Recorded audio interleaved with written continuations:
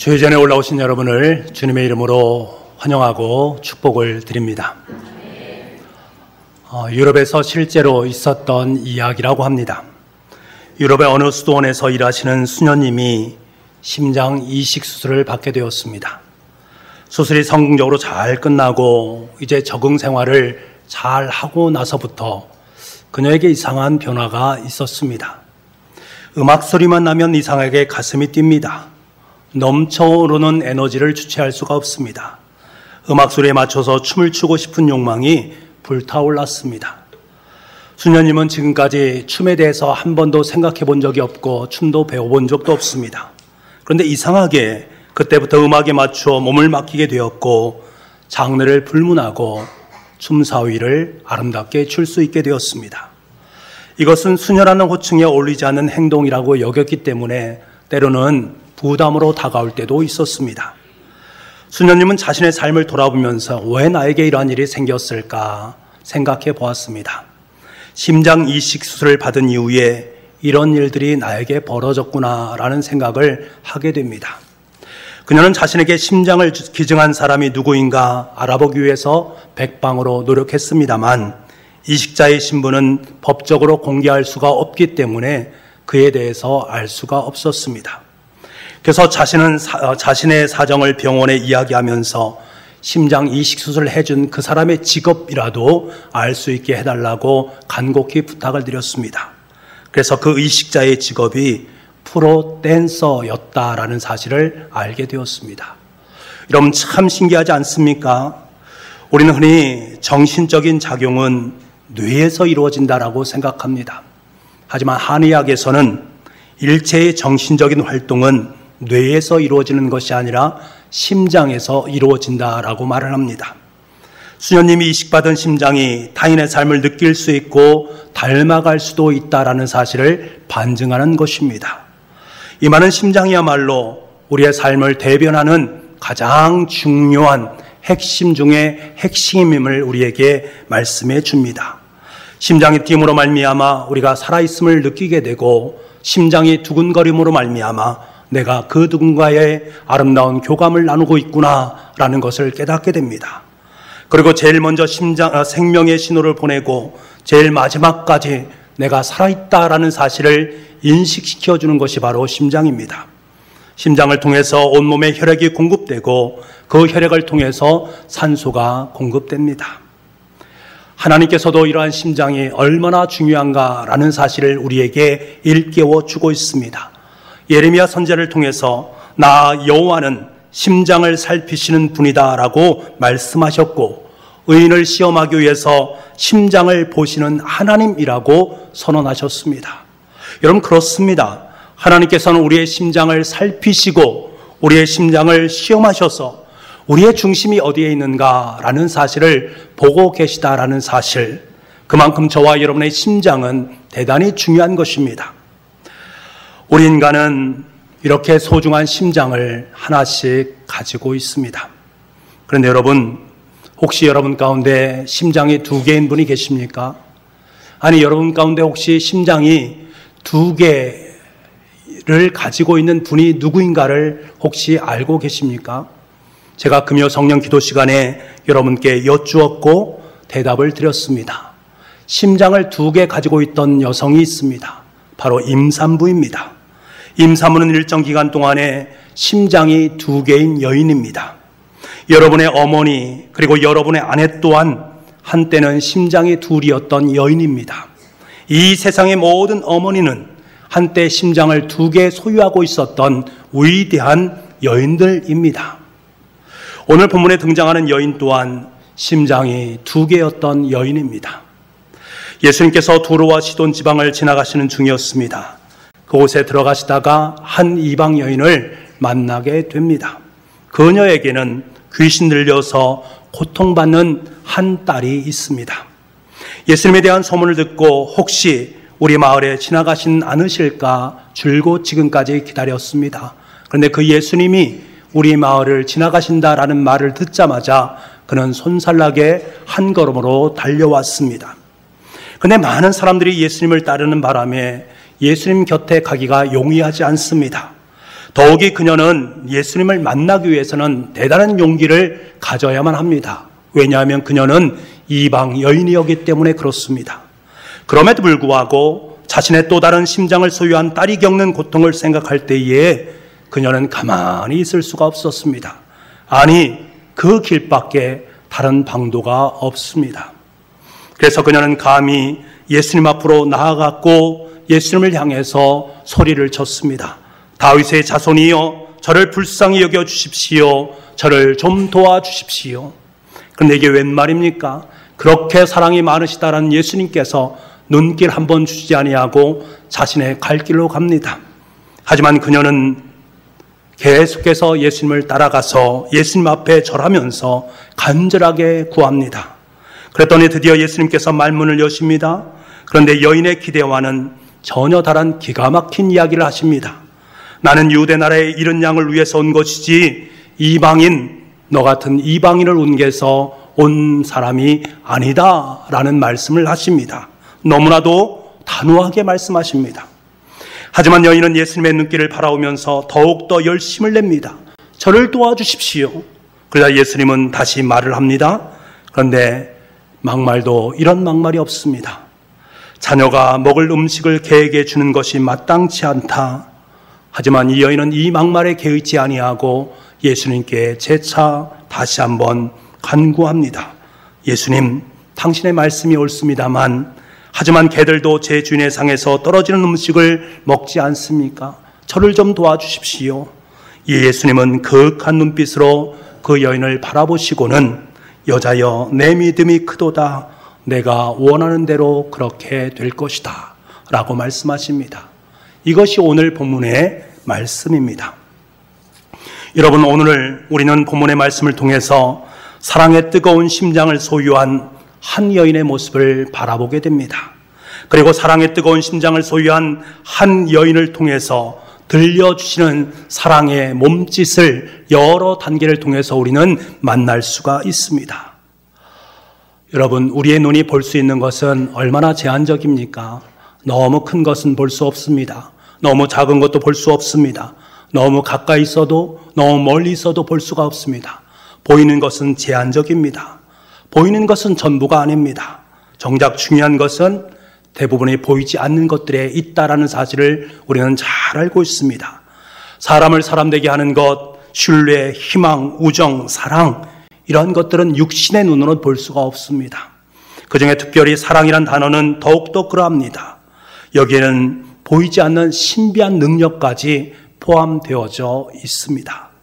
예수님께서는 오늘 한 여인을 통해서 이 사랑에 대해서 말씀하시고 이 사랑을 우리에게 보여주시고 계십니다.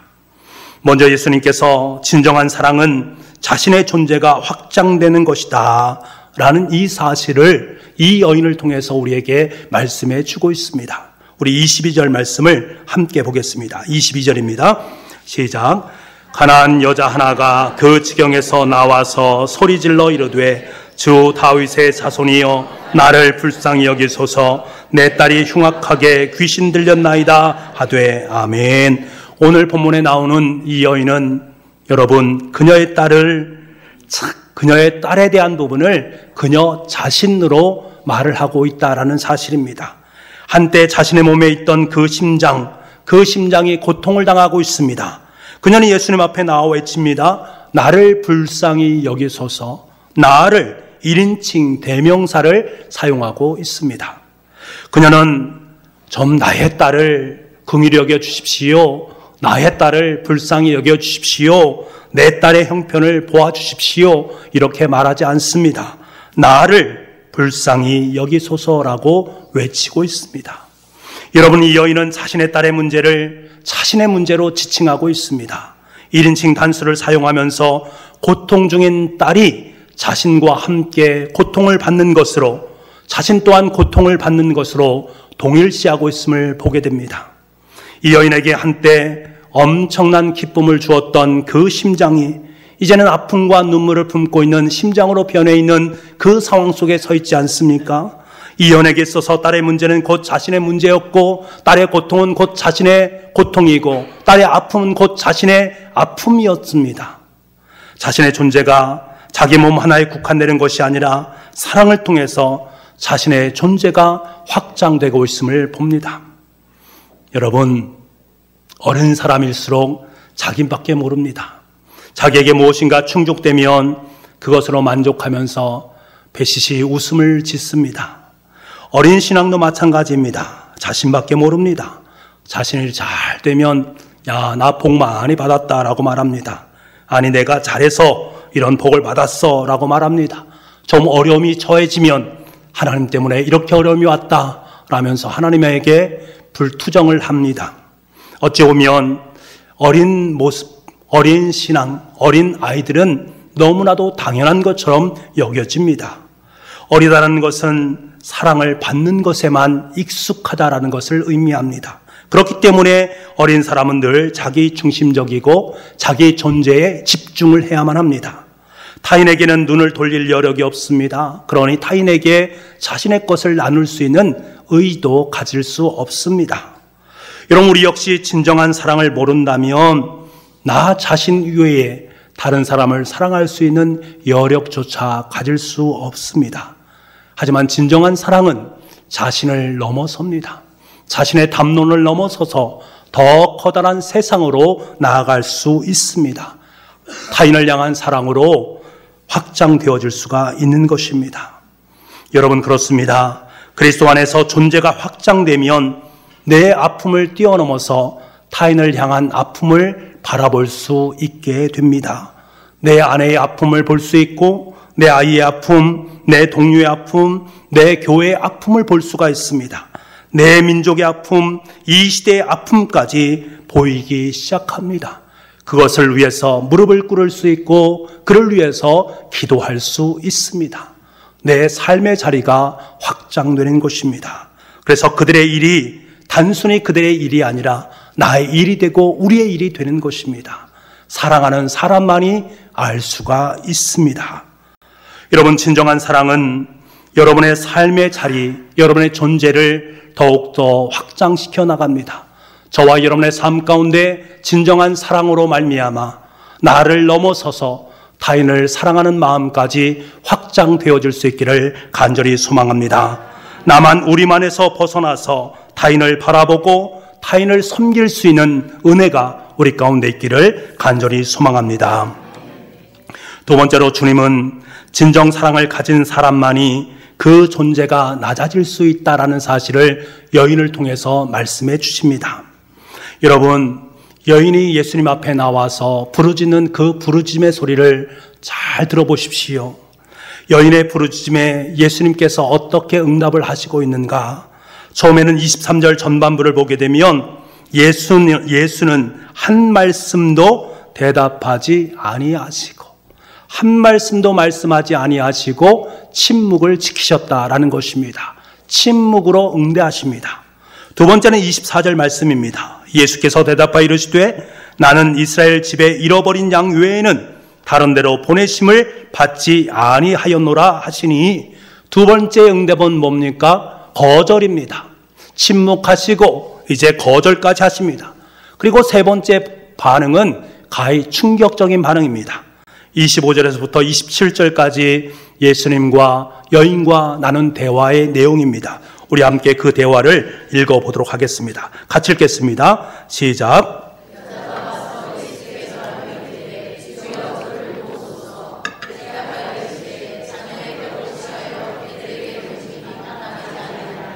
여자가 이르되 주여 올소이다마는 개들도 제 주인의 상에서 떨어지는 부스러기를 먹나이다 하니. 아멘.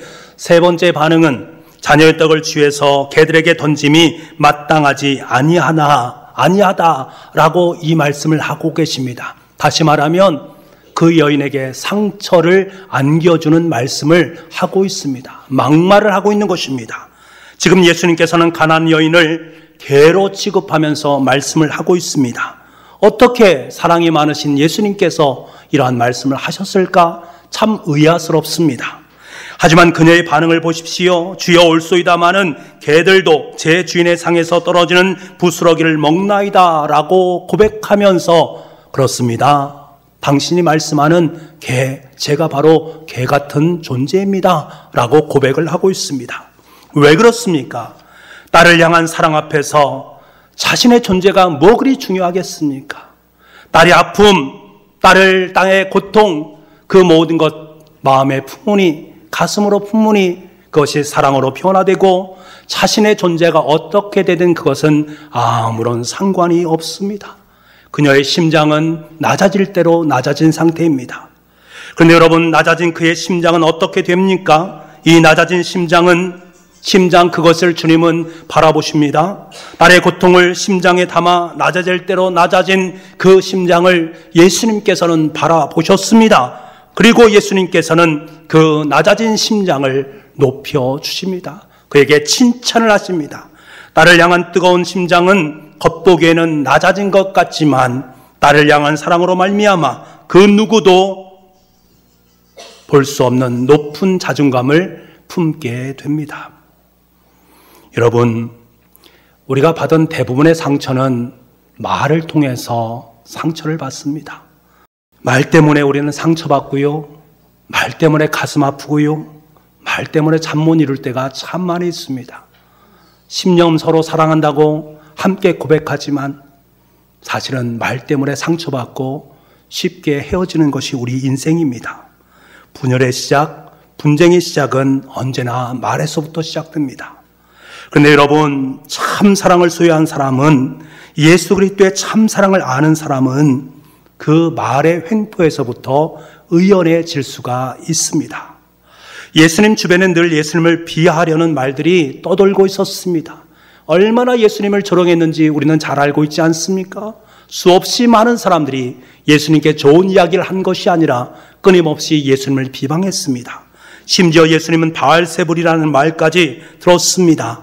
바알세불이라는 말은 좋은 말이 아니라 귀신들의 왕, 파리들의 왕이다 라고 말하는 조롱 섞인 언어였습니다. 그런 소리를 들었었습니다. 하지만 예수님은 전혀 그들의 언어의 횡포에 대해서 마음을 움직이지 않았고 반응하지 않으셨습니다. 어떻게 그것이 가능했습니까? 그렇게 말하는 사람들까지 사랑하는 긍휼의 마음을 품고 있었기 때문에 그렇습니다.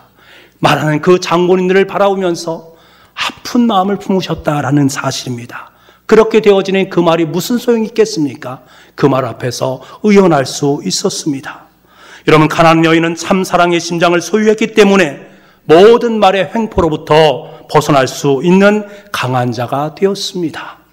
여러분, 우리를 힘들게 하는 말들, 오해하는 말들, 비난하는 말들, 지금은 억울한 것처럼 느껴지지 않습니까? 그런데 여러분, 주님께서 다 경험하셨습니다.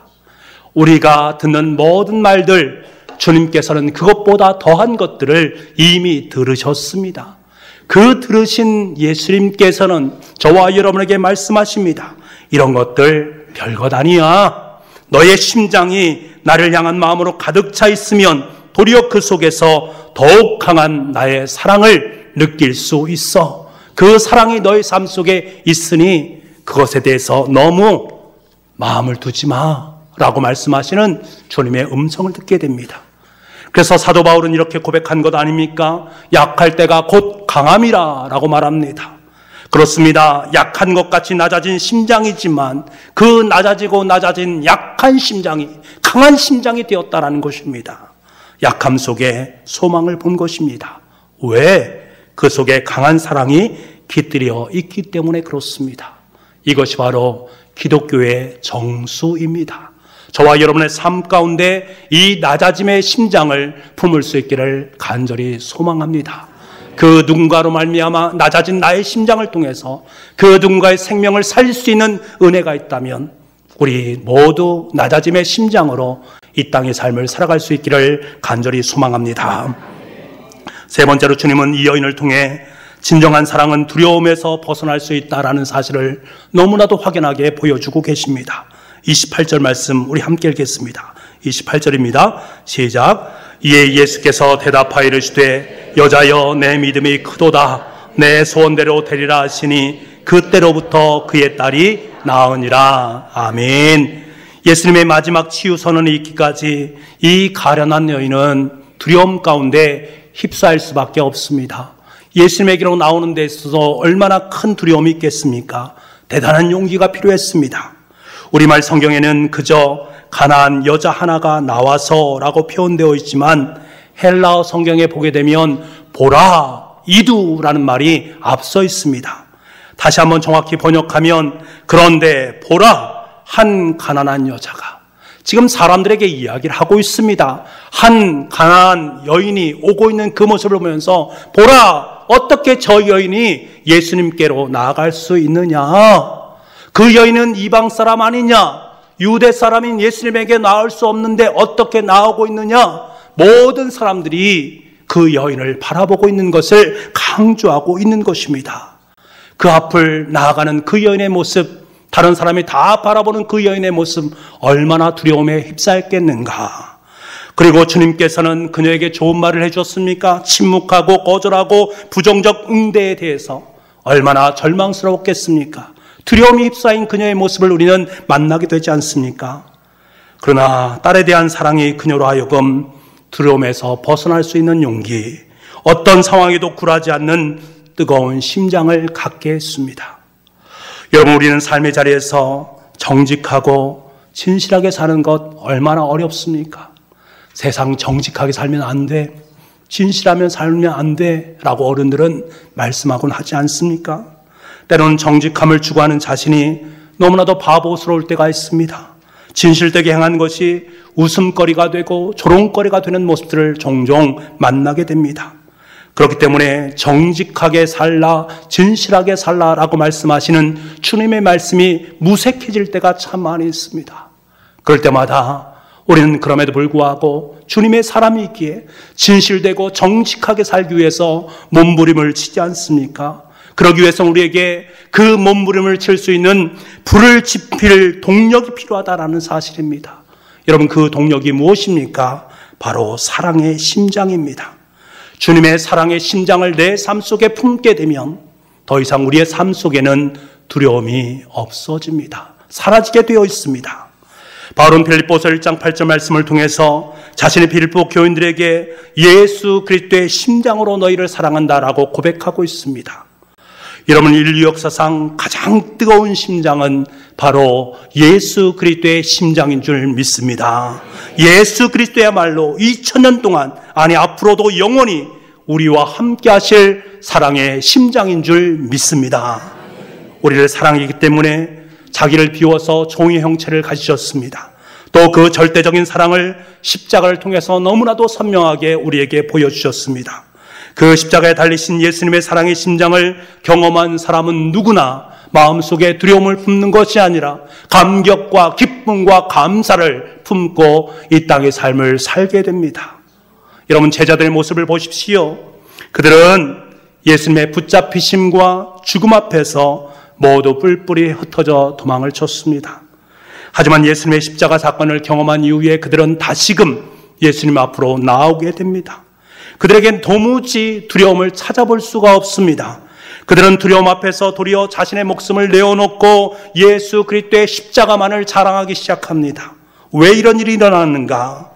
예수님의 십자가 속에 담겨져 있는 절대적인 예수님의 사랑의 심장을 만났기 때문입니다. 십자가의 절대적 사랑의 심장을 깨달은 후, 아니 그 심장을 이식받은 후에 제자들은 그 심장을 가지고 예수님의 사역을 감당하기 시작합니다. 그러자 순교의 선상의 조주사도 한결같이 예수님의 십자가만을 전합니다. 두려움이라고는 전혀 찾아볼 수 없습니다. 세상 사람들은 미련하다고 말합니다. 어떻게 저렇게 미련할 수 있는가? 어떻게 저렇게 예수님을 위해 살면서 마지막에 순교의 자리까지 나아가는가? 참 미련한 것이 아닌가? 하지만 성경은 그렇게 말씀하지 않습니다. 성경은 도리어 이렇게 말합니다. 이런 사람들이 세상에 감당할 수 없다라고 말씀하십니다. 그렇습니다. 저와 여러분은 세상에 감당할 수 없는 주님의 자녀들인 줄 믿습니다. 주님의 심장을 품고 있는 우리는 세상이 감당할 수 없습니다. 여러분, 가나안 여인은 이 절대적인 예수님의 심장을 품었습니다. 그러니 무엇이 두렵겠습니까? 그는 이제부터 강한 사랑의 심장으로 오직 예수님의 사랑을 전하는 사랑의 사도로서의 역할을 감당한 것은 너무나도 자명하지 않겠습니까? 사랑하는 북부가족 여러분, 지금 우리에게 가장 필요한 것은 바로 이 사랑의 심장을 만나는 것입니다. 이 심장을 만난 사람은 누구나 두려움을 떨쳐버리고 도리어 그 심장 되시는 예수 그리스도의 십자가만을 자랑하게 될 줄 믿습니다. 사도 바울은 예수님의 십자가 속에 담겨져 있는 예수님의 사랑의 심장을 만났습니다. 자기를 너무나 사랑해 주시고 자기를 위해서 목숨까지 내어놓으신 예수님의 심장을 만나게 됐습니다. 그래서 시간이 있을 때마다 그는 그 사랑을 고백하고 있습니다. 세상 사람들에게 그 십자가의 심장을 자랑하고 있습니다. 그 많은 고백 중에서 가장 인상적이고 강렬한 고백은 갈라디아서 6장 14절의 고백입니다. 여러분, 이 고백을 함께 읽어보도록 하겠습니다. 함께 읽겠습니다. 시작.